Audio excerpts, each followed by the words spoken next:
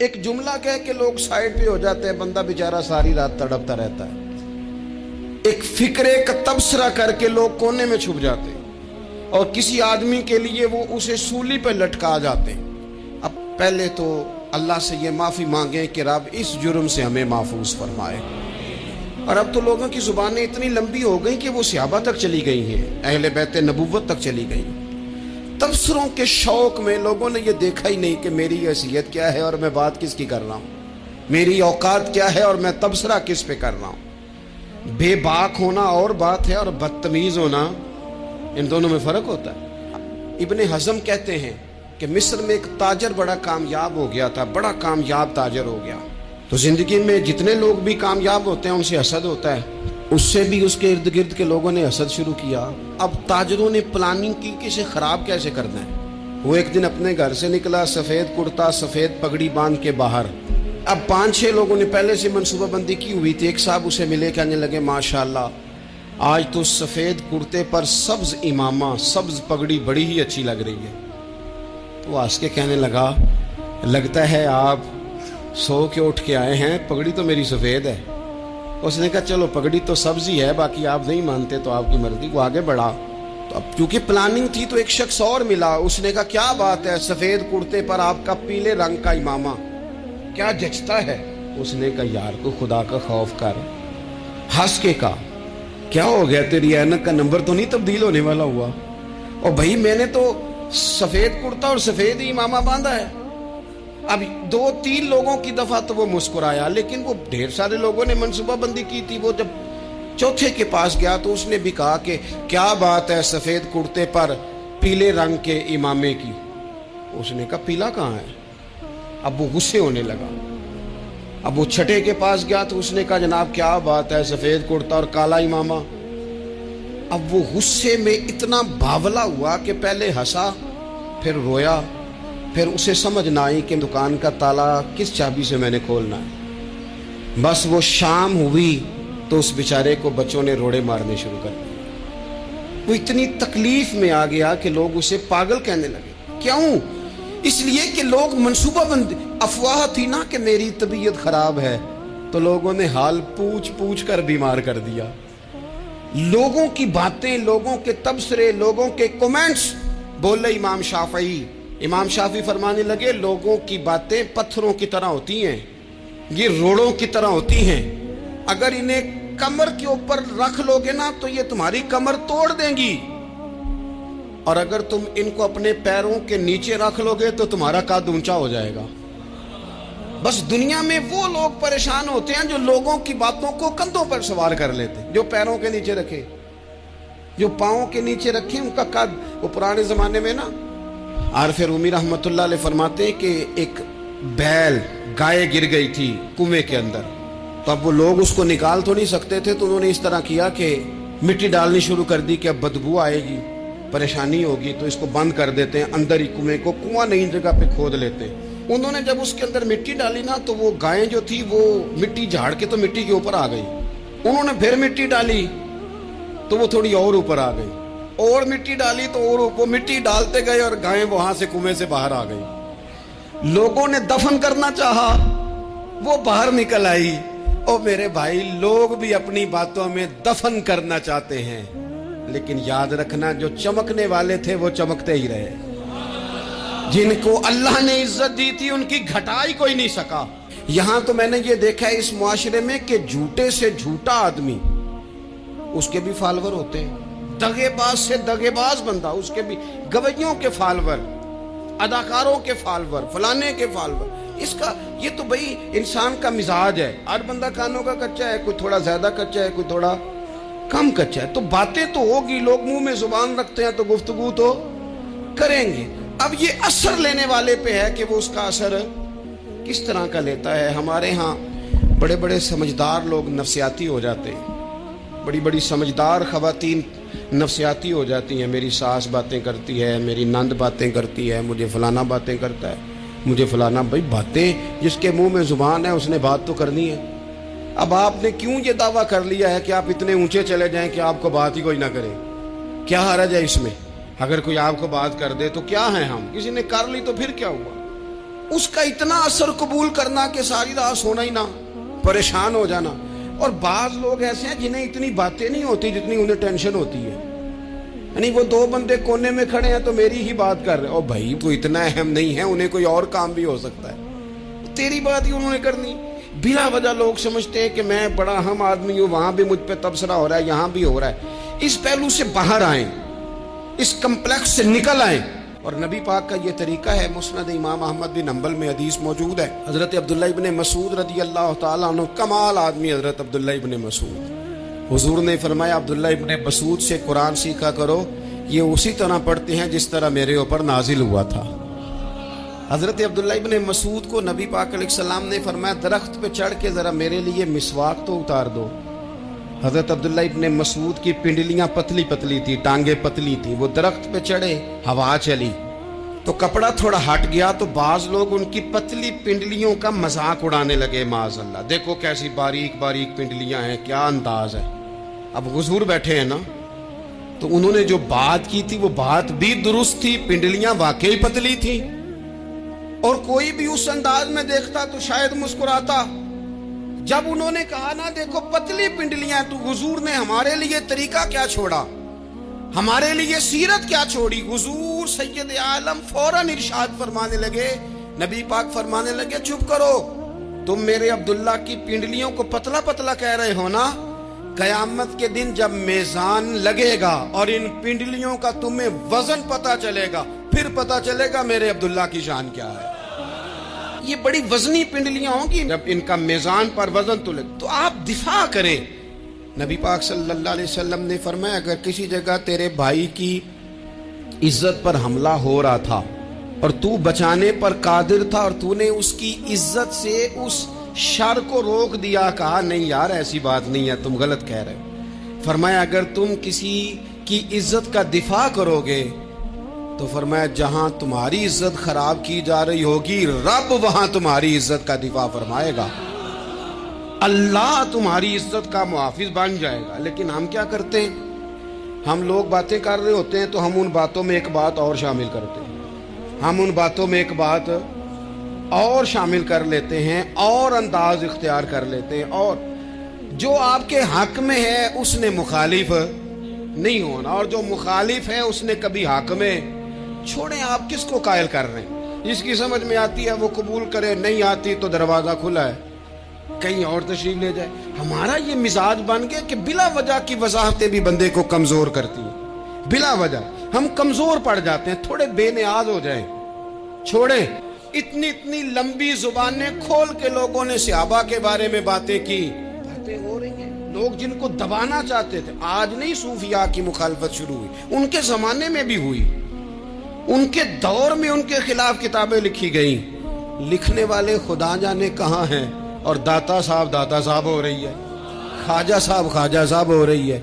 حضور غوث اعظم کے ان کے زمانے میں بھی ایسا نہیں ہوا کہ بڑی خوشی سے لوگوں نے آگے بڑھ کے پھول ڈالے ہوں. ان کے دور میں باقاعدہ جتھے تیار ہوئے، جتھے، اور پورا کام کیا گیا. اور ویسے بھی اگر کوئی شخص آپ کا مخالف ہی نہیں ہے تو پھر آپ کو چمکنے کا مزہ کیسے آئے گا؟ کوئی تو مخالف ہو نا، کوئی تو ہو نا جو کوئی بات کرے. دیکھیں نا، اگر اندھیرا نہ ہو، رات نہ ہو تو بلب کی کوئی اہمیت رہ جائے گی؟ یہ چمکتا ہی تب ہے جب اندھیرا زیادہ ہوتا ہے. ہم کہتے اندھیرا ہو گیا، اور بھائی تجھے چمکنے کا موقع دیا ہے اندھیرے نے، تجھے اس نے عروج دیا. تم دیے باد مخالف سے نہ گھبرا اے عقاب، یہ تو چلتی ہے تجھے اونچا اڑانے کے لیے. تو باتوں سے پریشان نہ ہو. میں نے کہا کہ اگر آپ باتوں کا پہاڑ بنا کے اوپر سوار ہو جائیں گے نا تو قد اونچا کریں گی باتیں. جو بندہ ڈسکس ہونے لگ جاتا ہے وہی تو مشہور ہوتا ہے، اسی کی تو بات ہوتی ہے. دیکھیں کیا ہوتا تھا بھلا مکے میں، کوئی بندہ باہر سے آتا تو ابو جال اسے کھڑا کر کے کہتا حضور کے پاس نہ جانا. تو کہتا پتہ تو کروں بھلا نبی پاک کے پاس کیا ہے، پتہ تو کروں بھلا حضور کے پاس کیا ہے. تو جن سے تعارف نہیں ہونا تھا وہ بھی تعارف کرا رہے تھے رسول پاک کا. تو اس لیے باتوں سے گھبرا جانا. ہاں ایک بات ہمیں کتاب و سنت میں ملتی ہے، اس پر ضرور غور کریں. تہمت والی جگہ سے بچیں، تہمت کا موقع نہ دیں. مطلب بلا وجہ ہی اپنے لیے بحث کا دروازہ کھولنا یہ درست نہیں ہے۔ اپنے لیے ہم نا دروازے کھول لیتے ہیں بحث کے، مفت کی بحث ہو رہی ہے، فلانا بھی ڈسکس کر رہا ہے۔ کچھ چیزیں ایسی ہوتی ہیں جو سب کی سمجھ کی نہیں ہوتی، وہ سب کے سامنے ڈسکس کرنا ضروری نہیں ہوتا۔ حضرت سیدنا ابو ہریرہ رضی اللہ تعالیٰ عنہ فرمایا کرتے تھے، مجھے نبی پاک علیہ السلام نے علم کی 2 تھیلیاں دی ہیں، میں نے ایک کھولی ہے تمہارے سامنے، ایک کھولی ہے، دوسری نہیں کھولوں گا، اس لیے کہ ہر بندے کو بات اس کے ظرف کے مطابق کرنی چاہیے، تو موقع نہ دیں۔ نبی پاک صلی اللہ علیہ وسلم نے فرمایا، اس بندے نے اپنی، یہ بخاری میں موجود ہے، فرمایا اس نے اپنی عزت اور اپنی جان کو محفوظ کر لیا جو فتنے والی جگہ سے بچ گیا۔ جہاں تہمت لگ سکتی ہے اس جگہ سے بچیں، جان بوجھ کے لوگوں کو موقع نہ دیں باتیں کرنے کا، جان بوجھ کے موقع نہ دیں۔ جامع ترمذی کے اندر حدیث موجود ہے، حضرت سیدنا عمر فاروق رضی اللہ تعالیٰ عنہ نے ایک موقع پر اجازت مانگی تھی نبی پاک صلی اللہ علیہ وسلم سے، عرض کیا یا رسول اللہ صلی اللہ علیہ وسلم مجھے آپ اجازت دے دیں، میں عبداللہ بن ابی سلول کی گردن اڑا دوں، یہ منافق بار بار آڑے آتا ہے، بار بار تکلیف دیتا ہے، آپ مجھے اجازت دیں میں اسے قتل کر دوں۔ اب وہ چونکہ کلمہ پڑھتا تھا، ساتھ تو رہتا ہی تھا نا، بہت سارے لوگ اسے مسلمان جانتے تھے، تو حضرت سیدنا عمر فاروق رضی اللہ تعالیٰ عنہ نے اجازت چاہی، کہ یا رسول اللہ صلی اللہ علیہ وسلم اگر آپ مجھے اجازت دے دیں، یہ ترمذی میں موجود ہے، یعنی آپ اس جگہ سے بچیں جہاں تہمت لگ سکتی ہے، جہاں بلا وجہ کسی شخص کو شر پھیلانے کا موقع مل سکتا ہے۔ یا رسول اللہ مجھے اجازت دے میں عبداللہ بن ابی سلول کی گردن اڑا دوں، تو نبی پاک صلی اللہ علیہ وسلم نے فرمایا کہ عمر اگر میں تمہیں ایسا کرنے کی اجازت دوں گا تو لوگ کہیں گے کہ وہ اپنے قریبیوں کو انہوں نے مروانا شروع کر دیا ہے، ساتھ والوں کو ہی مروانا شروع، لوگ تو اسے مسلمان سمجھتے ہیں، تہمت والی جگہ سے۔ بلکہ بخاری شریف میں اسی طرز کا ایک اور پیغام بھی ہمارے لیے موجود ہے۔ یہ جو حرم شریف آج ہمارے سامنے ہے نا، بیت اللہ شریف، اس میں ایک پیچھے مقام ہے جس کو حتیم کہا جاتا ہے، یہ خانہ کعبہ کا حصہ ہے۔ حضور صلی اللہ علیہ وسلم کے اعلان نبوت سے پہلے جب قریش مکہ نے اسے تعمیر کیا نا دوبارہ سے، تو انہوں نے چندے کا کوئی اس طرح کا مزاج بنایا تھا کہ اس بندے سے پیسے لینے ہیں جس کے بالکل ہی جائز ہو۔ اس ترتیب سے انہوں نے خانہ کعبہ کی تعمیر کی کہ پھر وہ ساری تعمیر نہ کر سکے، حتیم باہر رہ گیا۔ تو نبی پاک صلی اللہ علیہ وسلم نے ایک دن فرمایا، بخاری میں موجود ہے، حضور فرمانے لگے، عائشہ اگر تمہاری قوم جاہلیت کے قریب نہ ہوتی، کیونکہ ابھی قریب جاہلیت چھوٹی ہے نا، ابھی لوگوں نے کلمہ پڑھنا شروع کیا ہے، فرمایا اگر یہ جاہلیت کے قریب نہ ہوتے تو میں کعبے کو انہی بنیادوں پر دوبارہ بنا دیتا جن بنیادوں پر حضرت ابراہیم علیہ السلام نے بنایا تھا، لیکن چونکہ یہ جاہلیت کے قریب ہیں، ان کی سمجھ میں چیز نہیں آئے گی، یہ شک میں پڑ جائیں گے، پریشان ہو جائیں گے، لہذا میں یہ کام نہیں کرتا۔ بہت ساری چیزیں ایسی ہیں کہ جن کی وجہ سے بعض سادہ لوگ ابہام کا شکار ہوتے ہیں، ابہام کا۔ ہمارے علماء نے اس طرح کیا کہ بڑے طے کر کے عقائد کے عنوانات امت تک پہنچائے۔ ہر آدمی ہر شعبے کا اسپیشلسٹ نہیں ہوتا، بہت ساری لوگ باتیں مریض کے سامنے کرنے والی نہیں ہوتی، وہ صرف لواحقین کو بتانے والی ہوتی۔ پھر کچھ لوگ اور آئے جنہوں نے کہا کہ ہم تو ایفیشنسی دکھائیں گے، کچھ خاص ہر بات کھول کر لوگوں کے سامنے رکھیں گے، تو اس کا نقصان پھر یہ ہوتا ہے کہ سادہ لوگ مشکلات کا شکار ہوتے ہیں۔ وہ پھر جب کہتے ہیں ہر چیز ڈسکس کر لینی چاہیے تو پھر باتیں دور نکل جاتی ہیں۔ پھر لوگوں نے انبیاء کرام علیہم السلام کی اجتہادی خطاؤں کو ڈسکس کرنا شروع کیا۔ ربنا ظلمنا انفسنا، اگر حضرت آدم یہ لفظ کہیں تو ان کے لیے تو ٹھیک ہے، لیکن اگر کوئی غلام اور امتی اور بیٹا اٹھ کے یہ لفظ کہے تو اس کے لیے ٹھیک نہیں ہے۔ تو میرے عزیز ایسے کام نہ کریں جس کی وجہ سے بلا وجہ بحث کا۔ ہمارے یہاں کچھ لوگوں کو شوق ہے خبروں میں رہنے کا، وہ ایسی باتیں چھیڑتے ہیں جن سے نہ وہ خبروں میں رہ سکے۔ میں نے دیکھا ہے وہ کہتے ہیں جی میں نے کوئی انوکھی بات کرنی ہے۔ بھئی انوکھی بات کرنے سے بندہ مشہور تو ہو جاتا ہے۔ ہمارے زمانے میں مشہور ہی وہ ہوتا ہے جو دوسروں سے ذرا ہٹ کے بات کرے، انوکھی کرے۔ وہ ہمارے لطیفہ لکھا ہے نا، ایک اہل عرب کا، ایک ہجا نام کا عربی کا ایک لطائف سنانے والا شاعر ہے، تو وہ کہتا ہے کہ ایک شخص نے ایک دفعہ کہہ دیا تھا گدھا کھانا جائز ہے، تو بڑے بڑے علماء اس کے گھر چلے گئے کہ بھئی کوئی دلیل، کوئی جزیہ، کوئی کہاں سے، کوئی کتاب، کوئی حوالہ، کوئی شے۔ اس نے کہا روز آؤ گے ایک ایک بندے کو بتاؤں گا، کٹھا اسٹیج لگاؤ، ایک کی دفعہ حوالے دیتا ہوں، روز نہیں دیے جاتے۔ اسٹیج لگ گیا، دنیا جمع ہو گئی، جنہوں نے کبھی ٹائم نہیں نکالنا، تو یہ ذرا انوکھی بات جو کر رہا تھا، تو سارے لوگ آ گئے، تو وہ اسٹیج پہ چڑھا تو کہنے لگا مجھے جانتا کوئی نہیں تھا، چلو اب بدنام جو ہوں گے تو کیا نام نہ ہوگا، اب قیامت تک کہو گے تو صحیح نا، اس مولوی دے گھر جنہیں ایک بار آخیا نہیں سی گدھا کھانا جائز ہے، چلو بدنام جو ہوں گے تو کیا۔ تو بہت سارے ایسے لوگ ہیں جو ہیں بدنام، پر چلو نام تو ہو گیا نا، بدنامی صحیح، شرارت صحیح، شیطانیت صحیح، لیکن نام تو ہو گیا۔ تو اس لیے کوئی ایسا انوکھا کام جس سے لوگوں کی، میں آپ سے بڑی گزارش سے عرض کروں، اعلیٰ حضرت بریلوی رحمۃ اللہ علیہ نا، لالٹین کے اندر مٹی کا تیل جلایا جاتا ہے ہمارے ہاں، تو مٹی کا تیل ظاہر ہے اس سے بدبو آتی ہے، تو مسجد میں وہ جلانا جائز نہیں تھا۔ تو ایک صاحب ارنڈی کا تیل لائے، وہ خوشبو والا ہوتا ہے، وہ لا کے انہوں نے نا اعلیٰ حضرت بریلوی رحمۃ اللہ علیہ کو لالٹین میں ڈال کے دیا، اور کہا کہ یہ مسجد میں اس کو جلاتے ہیں چونکہ اس کے اندر سے خوشبو آتی ہے، بدبو نہیں آتی۔ تو وہ جو شرعی عذر ہے نا، حضور نے فرمایا کہ جمعے والے دن غسل کر کے آؤ تاکہ کسی کے پسینے سے ایک دوسرے کو تکلیف نہ ہو۔ کچا لہسن پیاز کھا کے مسجد آنا اس لیے منع کر دیا گیا کہ منہ کی بدبو سے تکلیف ہو، تو مسجد میں کوئی ایسی چیز جو بدبو کا باعث بنے منع ہے۔ اب انہوں نے وہ تیل لا کے لالٹین میں ڈالا جس سے خوشبو آتی تھی اور لالٹین بھی روشن ہوتی تھی۔ تو اعلیٰ حضرت فاضل بریلوی رحمۃ اللہ علیہ اپنے اس خادم سے فرمانے لگے کہ اب لوگ تو آئیں گے نا، تو ہمارے علاقے میں تو ساری دنیا مٹی کے تیل سے ہی چلاتی ہے، تو اب آپ نے ایک خوشبو والا تیل لا کے ڈال تو دیا ہے اس کے اندر لالٹین میں، پر یہ لوگوں کو بتائے گا کون کہ یہ تیل وہ نہیں ہے؟ لوگ تو یہاں سے دیکھ کے جائیں گے اور جا کے کہیں گے کہ اتنے بڑے عالم کی مسجد میں اگر جل رہا ہے تو ہم کیوں نہ جلائیں۔ تو فرمانے لگے وہ شخص کے حضور پھر حال کیا ہے؟ فرمانے لگے آپ فرضوں کا سلام پھیر کے دعا سے پہلے لالٹین کے پاس کھڑے ہو جائیں، اور جو بندہ گزرے اسے بتاتے جائیں کہ یہ مٹی کا تیل نہیں، یہ مٹی کا تیل نہیں، یہ مٹی کا تیل۔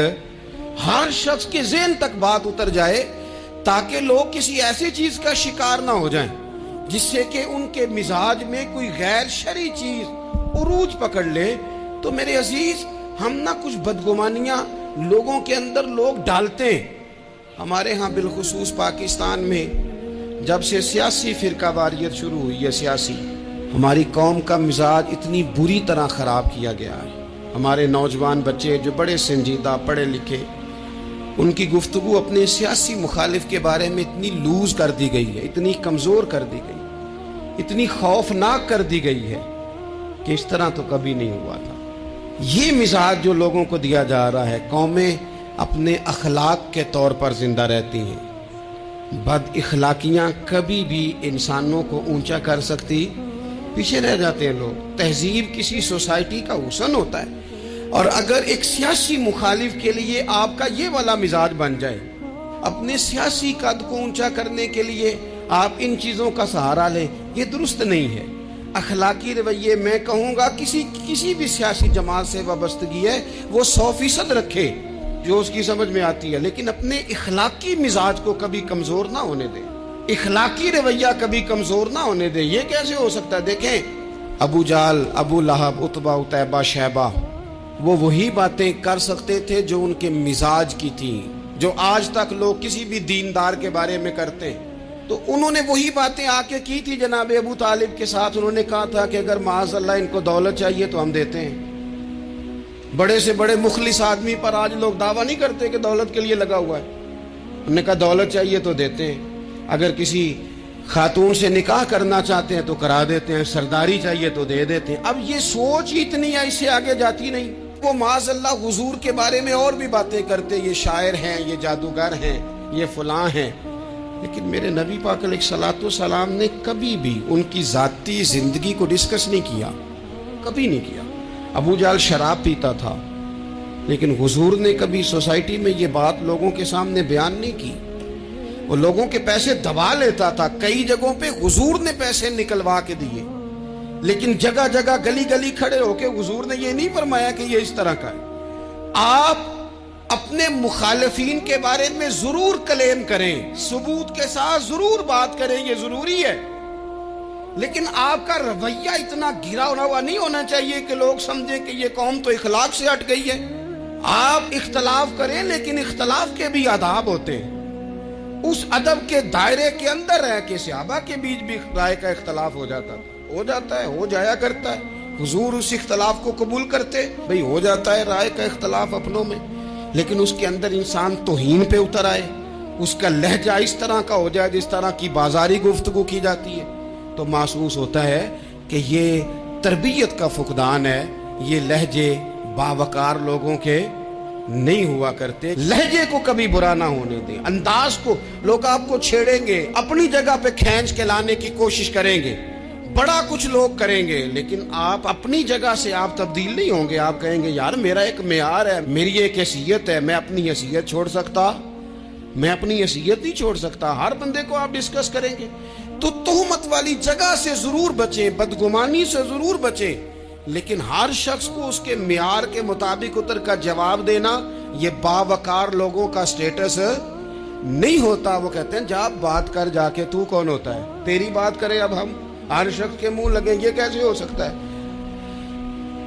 نبی پاک صلی اللہ علیہ وسلم گزر رہے تھے, صحیح بخاری میں موجود ہے, آپ کی اہلیہ حضرت صفیہ رضی اللہ تعالیٰ عنہ آپ کے ساتھ تھی. رات کا وقت تھا, حضور گزر رہے تھے, تو صحابہ کچھ کھڑے تھے, تو حضور نے ایک کو بلا کے کہا کہ یہ میری بیوی ہے, صفیہ ہیں. عرض کرنے لگے حضور مجھے میری ماں روئے, میں کوئی آپ کے بارے میں بدگمانی کرتا. تو حضور نے جواب میں کیا کہا, محبوب فرمانے لگے جس طرح رگوں میں خون گردش کرتا ہے نا, شیطان بھی اسی طرح ہی گردش کرتا ہے. گویا حضور بتا رہے ہیں کسی وقت بھی بدگمانی پیدا کر دیتا. میں تمہیں بتا رہا ہوں کہ اپنی اہلیہ کے ساتھ جا رہا ہوں, میری بیوی ہے. کوشش کریں کہ آپ اس جگہ سے بچیں جہاں باتیں ہو رہی ہوں. اور اس پہلو پہ تیسری گزارش اس عنوان پر یہ ہے کہ اگر کسی کے بارے میں باتیں ہو رہی ہوں تو فٹافٹ اس کا حصہ بننے کی کوشش نہ کریں, بلکہ آپ کے پاس جب تک کوئی شرعی ثبوت نہیں ہے تب تک آپ اس بات کا حصہ نہ بنیں. ہمارے ہاں بات ہو رہی ہوتی ہے تو 2-4 بندے دوڑ کے نا اپنا بھی حصہ ڈالتے, بلکہ میں بڑی ذمہ داری سے یہ بات عرض کروں گا, بات لمبی ہوتی تب ہے جب کوئی بندہ درمیان میں کہہ دیتا ہے نا نہیں تجھے تو تھوڑا پتا ہے, تھوڑا میں بھی کرتا ہوں. وہ کئی دفعہ وعدہ معاف گواہ بن جاتا ہے, جا کے دوسروں کو خبر کرتا ہے اس نے یہ کہا ہے. حالانکہ بندہ اس سے پوچھے کہ اگر انہوں نے کہا تھا تو اتنا سجن تھا تو وہاں جواب دے کے کیوں نہیں آیا. تجھے چاہیے تھا وہیں جواب دیتا, وہیں جا کے جواب دے دیتا. ایک بزرگ کی خدمت میں ایک دفعہ حاضر تھا, ایک بڑے عالم تھے, تو ان کے پاس آ کے ایک شخص نے کہا کہ فلاں آدمی آپ کے بارے میں یہ بات کر رہا تھا. تو وہ ہنس پڑے, فرمانے لگے پھر آپ کہاں تھے؟ کہنے لگے میں وہیں تھا. فرمانے لگے میرا اور آپ کا رشتہ کس طرح کا ہے؟ کہنے لگا جی میں تو شاگرد ہوں, ارادت مند ہوں. تو فرمانے لگے پھر آپ میرے پاس سوال لے کے آ گئے ہیں, آپ نے وہاں جواب کوئی نہیں دیا. فرمانے لگے اب تو میرے سامنے بیٹھ, پہلے اس سوال کا جواب میں تجھے دوں, پہلے تجھے قائل کروں. اگر تو قائل ہوتا نا تو پھر تو یہ بات لے کے میرے پاس نہ آتا, پھر تو وہاں تو کلیئر کر آتا. تیرے اندر کجی ہے, تو بات کا حصہ بنا ہے, اور میرے نزدیک اس سے بڑا تو مجرم ہے کہ تو نے بات کو سنا ہے. وہ تو کوئی ہے, اور تو اپنا تھا, تو نے اپنا ہو کے یہ باتیں سنی, تو نے ہاں کی, تو وہاں بیٹھا رہا, تو اپنا تھا. اور حضور نے فرمایا محبت تو بندے کو اندھا بہرا اور گونگا کر دیتی ہے. جو کسے دا عاشق ہوئے ہوتے گالو سے دی کردا ہے, 100 مکر بہانے کر کے او دے ہی مرنے مرد ہے. تو نے سن کیسے لی, تیرے کانوں نے گوارا کیا؟ پہلے تو مطمئن ہو نا. تو اگر مطمئن ہوتا تو بات آگے وہیں جواب دے کے آتا. تو ہی غیر مطمئن ہے تو میں کسی اور کو کیا جواب دوں؟ تو مدد کریں اپنے بھائی کی اس معاملے میں کہ اگر آپ کلیئر ہیں تو پھر آپ اسے وہی کلیئر کریں, کہیں یار میری بات سن, یہاں تک تو بات ٹھیک ہے, اس بات کا میں گواہ ہوں, یہ ہو سکتی نہیں. کچھ بے نیاز بنے, طبیعت کوئی بے نیاز, ہم نہ بے نیاز نہیں ہوتے، ہر بات کو سوچتے ہیں، ہر بات کی وہ جی وہ فلانے نے پتہ کیا کہا ہے، تو بڑی معذرت سے بالخصوص خواتین کا مسئلہ ہوتا ہے، وہ کہتے ہیں پوری دسو، نہیں دسو نے آکھیا کی بھئی آپ نے کیا کرنا ہے، اس کے لیے پھانسی کا حکم لگانا ہے، آپ چھوڑ دیں، بات ہو گئی، ختم ہو گئی۔ اپنی زندگی میں تھوڑی سی بے نیازی بھی پیدا کریں، تھوڑی سی بے نیازی، ہر ایک کی بات سننا، ہر ایک کی بات پر غور کرنا، ہر بندے پر تبصرہ شروع کر دینا، وہ تو تکلیف آ جائے گی۔ وہیں سے جہاں سے بات شروع کی تھی پھر وہیں لاتا ہوں کہ باتوں کا اثر لیں لیکن صرف خیر کی باتوں کا اثر لیں، لیکن صرف اچھے لوگوں کی باتوں کا، ہر ایک کی بات کا اثر لوگے، لوگ دو قدم نہیں چلنے دیں گے۔ اور دوسرا میں آپ کو بڑی ذمہ داری سے عرض کرتا ہوں، ہم ویژن والے لوگ ہیں، ہماری 1400 سال کی تاریخ ہے، ہم ویژن والے لوگ ہیں۔ یہ نہیں ہے کہ ادھر ایک بندہ آیا تو تھوڑی سی ہم اس کے پیچھے چلے جائیں گے، پھر کل ایک اور آئے گا تو تھوڑا سا اس کے پیچھے چلے جائیں گے۔ یہ تو وہ لوگ ہوتے ہیں جن کے پیچھے بنیاد نہیں ہوتی، اور جن کی پوری بنیادیں ہونا۔ وقت زیادہ ہو گیا، ورنہ میں آپ کو اپنی سند پڑھ کے بتاتا کہ ہماری سند امام بخاری تک کیسے جاتی ہے اور امام بخاری کی رسول پاک تک کیسے جاتی ہے۔ یہ تو ایک تسلسل ہے۔ تو اس لیے بڑی جلدی آزمائش کا شکار نہ ہوا کریں۔ باتیں کس لیے؟ جو بندہ ویلا ہے اس نے بھی 4 باتیں تو ہر بات کا اثر نہ لیں۔ بالخصوص جوانوں سے کہتا ہوں، ٹارگٹ اچیو کرنے کے لیے سب سے پہلے تو مقاصد کا تعین کرے، جانا کدھر، اور پھر اس پہ لگ پڑے۔ باتیں ہوتی رہیں گی لیکن باتوں کو پشت پہ سوار نہیں کرنا، باتوں کو پاؤں کے نیچے رکھنا ہے، قد اونچا ہو جائے گا، قد اونچا ہو جائے گا۔ پشت پہ سوار کرو گے تو گردن ٹیڑھی کر دیں گے۔ آپ بس بڑھتے جائیں۔ گھوڑا جب دوڑتا ہے نا، دوڑتا ہے تو اس کے پیروں کو جھاڑیاں لگتی ہیں، لیکن اگر دوڑتا رہے تو کوئی جھاڑی کہیں رہ جاتی ہے، کوئی کہیں رہ جاتی ہے۔ باقی مخلوق کرتی ہے باتیں، وہ کرتی رہے گی۔ آپ آگے بڑھیں، سفر کرتے رہیں۔ سفر بہت سارے باتیں کرنے والے وہیں رہ جاتے ہیں اور کام کرنے والے کہیں کے کہیں پہنچ جاتے ہیں۔ باتیں کرنے والوں میں سے نہ ہوں، کام کرنے والوں میں سے ہوں۔ اللہ توفیق عطا فرمائے۔ آخر دعوانا الحمدللہ رب العالمین۔